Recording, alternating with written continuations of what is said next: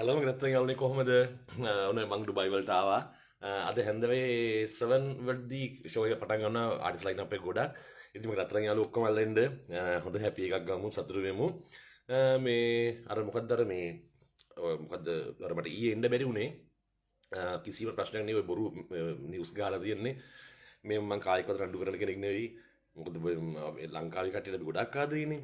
දැන් ඊට කලින් අපි ගිහිල්ලා කොරියාව ගිහිල්ලා ආවා රටවල් කීයක ගිහිල්ලා තියනවාද ගමන් වාර කීයක් ගිහිල්ලා තියනවාද කවදාවත් එහෙම නැහැ. ඉතින් මේ කිසිම දෙයක් උනේ නැහැ. අහන්න බෑන්ඩ් එක කට්ටිය බොරු නම් කියන්නේ.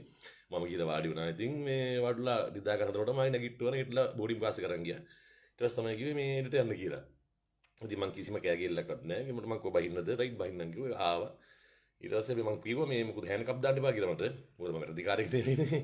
මම බිව්වෙත් නෑ පොඩි ෂොට් දෙයක් ගත්තා මම මගේ සල්ලියට බොටල් එක විස්කි බොටල් එක ගත්තේ අපේ බෑන්ඩ් එකේ මඩිලා කට්ටියත් එක්ක උන් තේන මේ පවුලේ කට්ටිය වගේ මට පට්ට ආදරේ ඒගොල්ලෝ කට්ටියත් එක්ක පොඩ්ඩක් එහෙම ෂොට් එකක් ගියා ඉච්චරයි වෙරි ඔක්කත් කිසි දෙයක් නෑ මම කිව්වා වෙරි නම් මේ මගේ බඩ බැලුන් එකක් හරි දෙන්න චෙක් කරලා බලන්න කියලා ඉතින් කවුද විස්තරය දැන් ඉතින් හිතන්න වැඩක් නෑනේ මගේ පපුවට දන්න මම හොඳයි කියලා අනිත් හැමෝම වෙරලියක් දයියා මුළු කොමියුනිටි අපි එකට ගෲප් එක තව යසස් මල්ලි එනවුන්ස් කරන්නේ මේ සුසර මල්ලියා එයාත් මට ගඩක් ආදරේ යයන් අහන්නකෝ කට්ටියගෙම ඒගොල්ලෝ කියන්නේ මොකද විස්තරය කියලා. ඉතින් රෑ ගිහිල්ලා ඒ වගේම කටුනාගේ පොලිසිය මේ පුතාලා ටික මට හරි ආදරෙයි.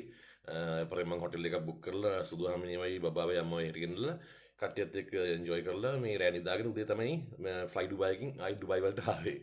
ඉතින් ඔක තමයි ඇත්ත කතාව. නමුත් මට ගොඩාක් දුකයි ඉතින් මේ ලංකාවේ ගොඩාක් අර මේ මීඩියා ආයතන වලින් නිවුස් එකට හරි ලොකු දෙයක් වගේ මේක දාලා අයියෝ ගුවන් සේවිකාවත් එක්ක රණ්ඩු කරගෙන හරවලා යවයි.